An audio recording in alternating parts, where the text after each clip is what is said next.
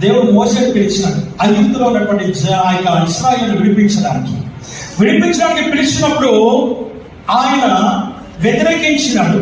ఆ తర్వాత వచ్చినాడు, ఆయన సహాయంగా అహరోనును పంపించాడు. ఆ తర్వాత సహోదరుడానికి సహాయకరంగా ఉంది. ఇవన్నీ చూస్తే అందులో నుంచి వారిని బయటకు తీసుకొని వచ్చిన తర్వాత ఎర్ర సముద్రము దాటిన తర్వాత జరిగిన విషయం అంటే వారికి దాహం వేస్తా ఉంది. వారు అడుగుతున్నారు, మాకు నీళ్లు కావాలి. బండతో మాట్లాడమన్నారు. ఆయన మాట్లాడమంటే ఆయన ఏం చేశారంటే దాన్ని కొట్టారు. అందువల్ల నీళ్ళు రాకుండా పోయాయా? నీళ్ళు వచ్చాయి. ఎందుకంటే వాళ్ళ దాహం తీరాలి, వాళ్ళ అద్భుతం చూడాలి, వారి విశ్వాసం దెబ్బతినకూడదు, వారి నమ్మకం దెబ్బతినకూడదు, వారి నిరీక్షణ తినకూడదు. కాబట్టి దేవుడు కార్యం చేశాడు. కానీ ఏం కోల్పోయాడండి? పాలు తేనెలు ప్రవహించు దేశంలోనికి ప్రవేశం మాత్రం కోల్పోయాడు. He lost.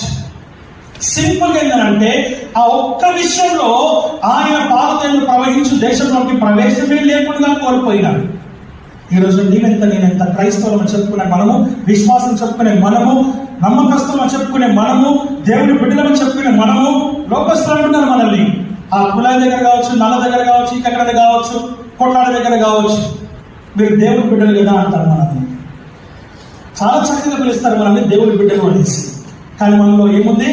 కోపము, ఈర్ష ఉంది, ద్వేషం ఉంది, కక్ష ఉంది, క్రోధం ఉంది, అసూయ ఉంది, కుళ్ళు ఉంది, కుట్ర ఉంది, పదవులు ఉన్నాయి. ఈ అన్ని పెట్టుకొని మనం దేవుడి బిడ్డలను పిలవబడుకు మాత్రమే పిలవబడుతున్నాం.